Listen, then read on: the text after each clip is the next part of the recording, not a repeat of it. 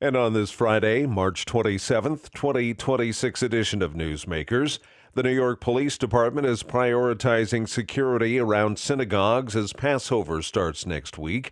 Scott Pringle reports. Police Commissioner Jessica Tisch told Jewish community leaders on Thursday that she has not seen a threat environment quite like this one in her 18 years in government. These are perilous times, to be sure, and I know you feel the stress and the anxiety. I feel it too.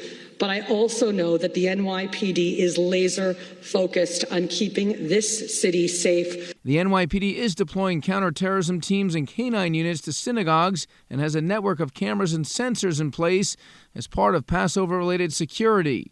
In New York, I'm Scott Pringle.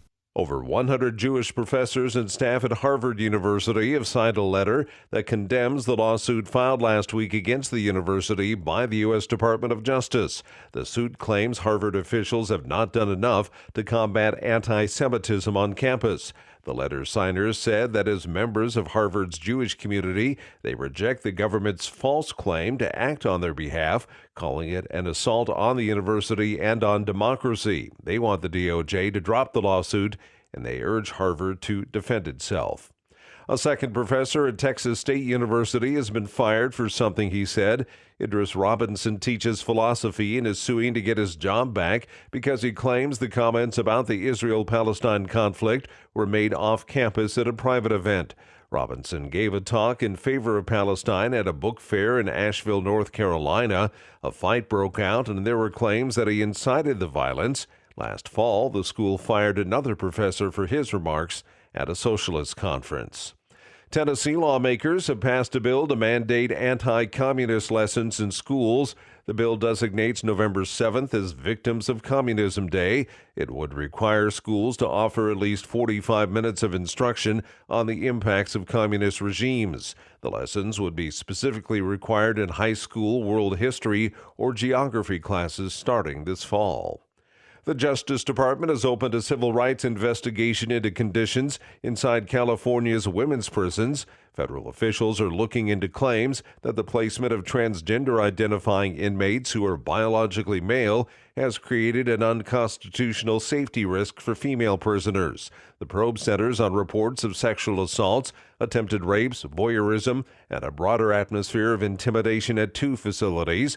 The review follows a 2021 California law signed by Governor Gavin Newsom that allows incarcerated individuals to request housing based on their gender identity, a policy that applies even to those convicted of violent or sex-related offenses. Austria's governing coalition has announced plans to ban social media for children under 14, joining a string of countries with parallel restrictions. More from Charles de Ledesma. Australia in 2024 took the lead, becoming the first country to eject children under 16 from social media with the intention of protecting them from harmful content and excessive screen time. In Europe, lawmakers in France approved a bill banning social media for children under 15, paving the way for the measure to start in September. Spain last month announced plans for its social media ban for under 16s.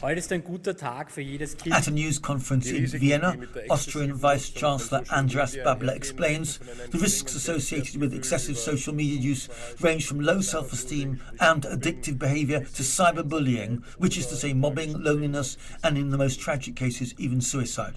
What we wouldn't tolerate in person, we shouldn't accept in the digital world either. Alexandra Proll, an official responsible for Austria's digitisation, said technically modern methods of age verification will be used to allow users to verify their age while respecting their privacy. I'm Charles de Ledesma.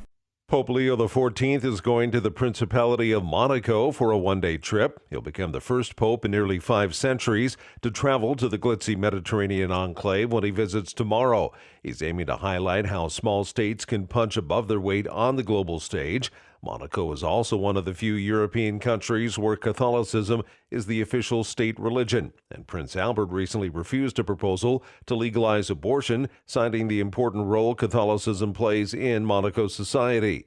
The decision was largely symbolic since abortion is a constitutional right in France, which surrounds the coastal principality of about 1 square mile. Vatican spokesperson Matteo Bruni said the defense of life would be one of the themes of Leo's one-day visit, but he stressed that Leo's vision would be in the larger context of defending all life, including in wars and conflicts. Monaco's population of 38,000 is heavily Catholic and also multinational, with only a fifth of the population actually citizens of the Principality. And that's Newsmakers for this Friday, March 27th, 2026 edition. I'm Keith Black.